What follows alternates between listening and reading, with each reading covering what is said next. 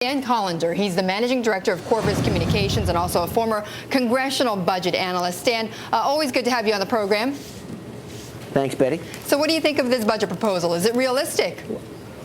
Oh, you know, the numbers make some sense. As Mike was saying, the economic forecasts are a little on the high side, but not impossible.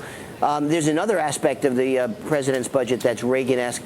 It assumes a 2/3 spending cut, 1/3 tax increase deficit reduction plan, which is exactly what Reagan agreed to with Tip O'Neill. The interesting thing here is that congressional Republicans who venerate Reagan on a daily basis don't seem to like that mix. So it's an interesting kind of juxtaposition over what happened 20, 30 years ago. That is interesting, Stan. So how do you think that it'll play out on the Hill then? Well, I've been telling clients for months, and we've talked about it before, that I think the mantra for the year when it comes to the budget, taxes and spending, and the debt ceiling is stalemate, gridlock, shutdown. Stalemate, gridlock, shutdown.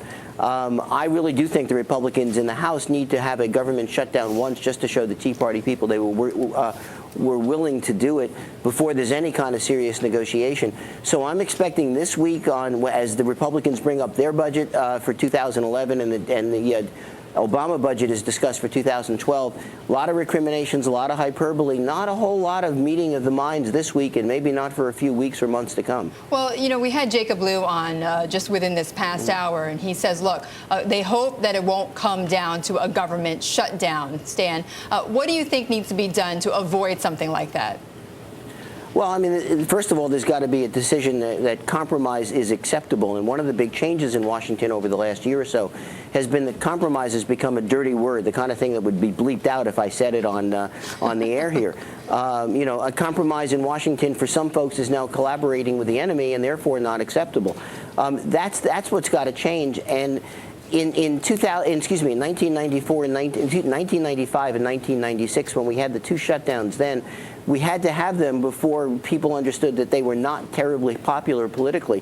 That's what eventually got an agreement together. So someone's going to have to feel some political pain from taking an extreme position, I think, and we're not there yet. I mean, this is not simply a substantive discussion; it's a political one. Well, Stan, I mean, if you were in charge of these negotiations or in charge of this, then where would the compromise be? Look, you've got the president proposing some cuts.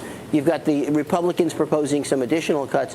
There's ought to be some meeting of the minds here. I mean, it used to be that if one person was proposing 10 and the other was proposing 0, there was a compromise that was acceptable at 5.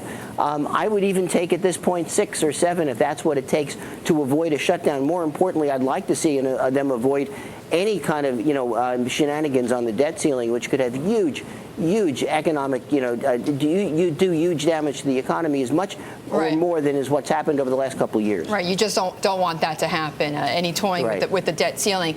Stan, quickly though, tell me, this budget though, do you think that it makes realistic the White House's goal for jobs and for the economy? The interesting thing here is the White House has said we're not going to simply pull the bandage off the wound, the economic wound, too early. That is, we don't want to, eliminate the economic scab. So they're freezing spending at the current levels for discretionary programs, domestic discretionary programs. So yes, I think it does allow the recovery to continue without forcing the economy to take another big hit by, huge government cutbacks. Okay, Stan, good to see you.